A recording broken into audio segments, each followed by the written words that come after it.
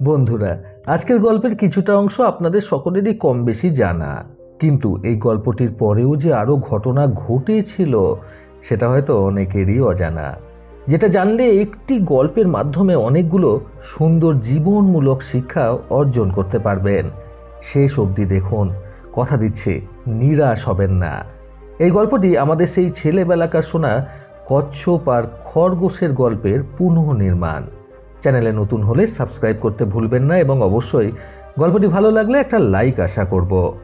এক জঙ্গলে দুই বন্ধু বাস করত। একটি ছিল খরগোশ এবং অপর একটি কচ্ছপ।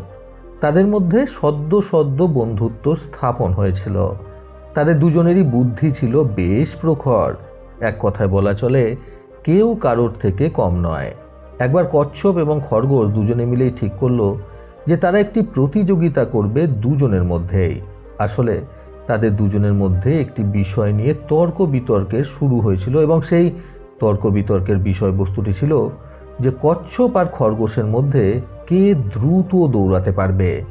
এই তর্ক বিতর্ক চলতে চলতে খরগোশ নিজের প্রতি ভীষণ আত্মবিশ্বাসী হয়ে কচ্ছপটিকে বলল, ঠিক আছে, এই বিষয়ে এত তর্ক করে লাভ নেই, আমরা বরং একটা প্রতিযোগিতার ব্যবস্থা করি আমাদের নিজেদের মধ্যেই। কচ্ছপটি খরগোশের এই প্রকার প্রস্তাবে রাজি হয়ে যায়। তারপর তাদের মধ্যে প্রতিযোগিতা শুরু হয়। প্রতিযোগিতা শুরু করা হয়েছিল জঙ্গলের এক প্রান্ত থেকে অপর প্রান্ত পর্যন্ত।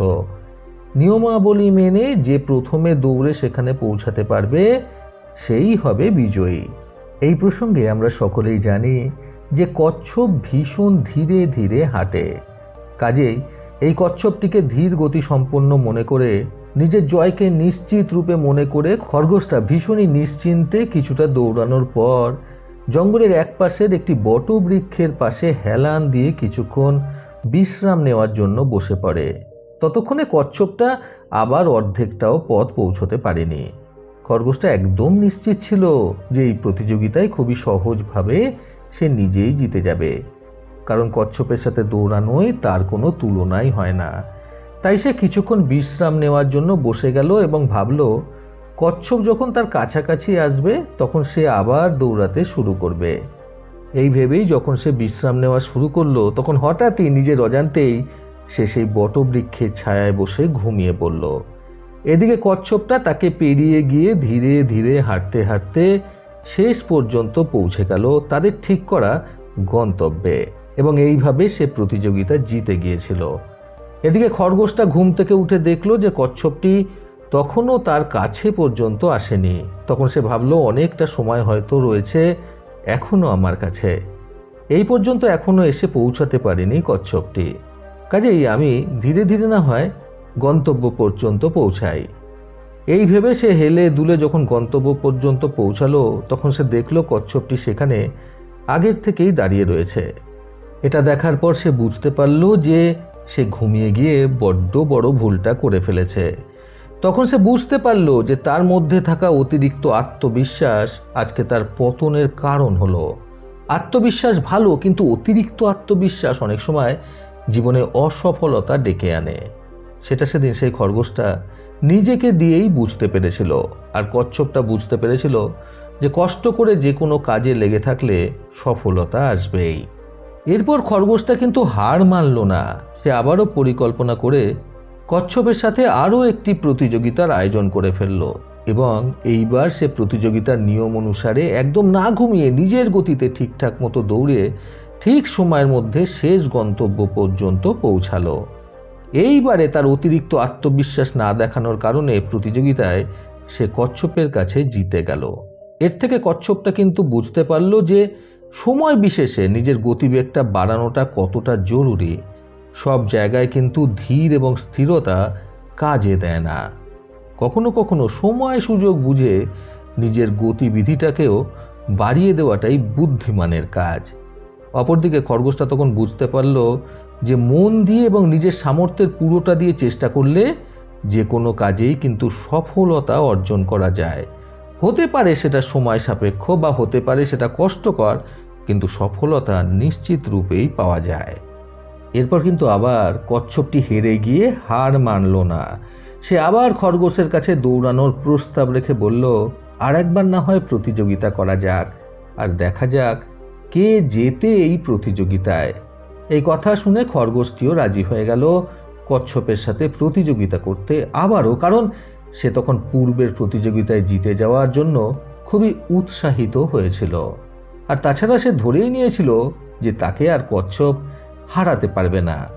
তাই সে আবারও দৌড়ানোর জন্য রাজি হয়ে যাওয়ার পর কচ্ছপটি খরগোশকে বলল, একই রাস্তায় তো এর আগে আমরা 2 বার করে দৌড়ালাম, এইবারে না হয় আমাদের দৌড়ানোর রাস্তাটা পরিবর্তন করা যাক। খরগোশটি কচ্ছপের কথা শুনে নির্দ্বিধায় রাজি হয়ে যায়। সেইবারে কিন্তু কচ্ছপটি বুদ্ধি করে তাদের গন্তব্যে পৌঁছানোর পথে একটি নদীকে চিহ্নিত করে। কিন্তু সেই মুহূর্তে খরগোশটি এটা বুঝতে পারেনি যে সে নদী পারাপার করতে পারবে না। তাই সে কিছু না ভেবেচিন্তেই রাজি হয়ে যায় কচ্ছপের কথায়। যথারীতি আবারও সময় মতো দৌড় শুরু হলো। খরগোশটি নিজের গতিতে জোরে দৌড়াতে শুরু করে দিল এবং কচ্ছপটি তার নিজের গতিতে ধীরে ধীরে খরগোশের পেছন পেছন আসতে লাগলো। কিন্তু একটি নির্দিষ্ট জায়গায় গিয়ে, অর্থাৎ যেখান থেকে নদীটা শুরু হচ্ছে সেখানে গিয়ে খরগোশটি চুপটি করে দাঁড়িয়ে গেল এবং ভাবতে লাগলো যে কিভাবে এই নদীটা সে পার করবে। ইতিমধ্যে ধীরে ধীরে হাঁটতে হাঁটতে সেখানে কচ্ছপটিও এসে উপস্থিত হলো এবং সে অনায়াসেই সেই নদীটাকে পার করে নিজের গন্তব্য পর্যন্ত পৌঁছে সে জিতে গেল।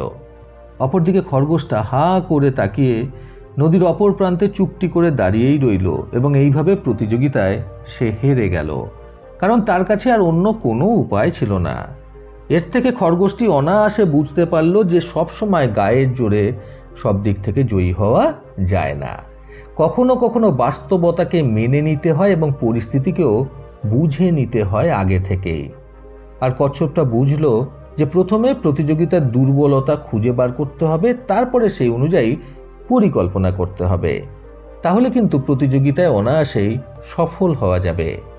এইবারে কিন্তু এই একই রাস্তায় খরগোশটা কচ্ছপটিকে আরও একটি প্রতিযোগিতায় আহ্বান জানালো। কচ্ছপটিও রাজি হয়ে গেল খরগোশের সাথে আবারও প্রতিযোগিতায় অংশগ্রহণ করতে। কিন্তু এরপর তারা পূর্বেই পরিকল্পনা করে নিল যে এইবারের প্রতিযোগিতায় কিন্তু একে অপরের সহযোগিতা করবে।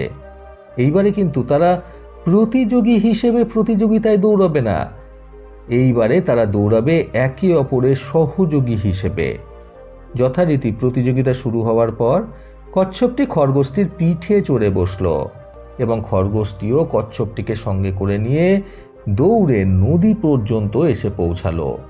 তারপর কচ্ছপটি খরগোশের পিঠ থেকে নেমে তাকে নিজের পিঠে করে তুলে সেই নদীটা অনায়াসেই পার করে নিল। নদী পারাপার হয়ে যাওয়ার পর খরগোশটি কচ্ছপের পিঠ থেকে নেমে আবারও কচ্ছপটিকে নিজের পিঠে তুলে দিয়ে দৌড়ে প্রতিযোগিতার শেষ সীমানা পর্যন্ত পৌঁছে প্রতিযোগিতায় দুজনেই জয়ী হয়ে গেল। এর থেকে কচ্ছপটি এবং খরগোশটি উভয়ই বুঝতে পারল যে একে অপরের প্রতি সহযোগিতার হাত থাকলে যে কোনো প্রতিযোগিতায় অতি সহজে এবং সময়ের মধ্যে জিতে ফেলা যায়। কাজেই যে কোনো কাজে সফল হতে হলে দলবদ্ধভাবে সেই কাজটা করাটা খুবই জরুরি এবং সেই কাজের মধ্যে নিজেদের মধ্যে সহযোগিতামূলক মনোভাব থাকাটাও খুব জরুরি। বন্ধুরা, অসাধারণ এই গল্পটা আজকে আমাদের মূলত 3টি অসাধারণ শিক্ষা প্রদান করলো।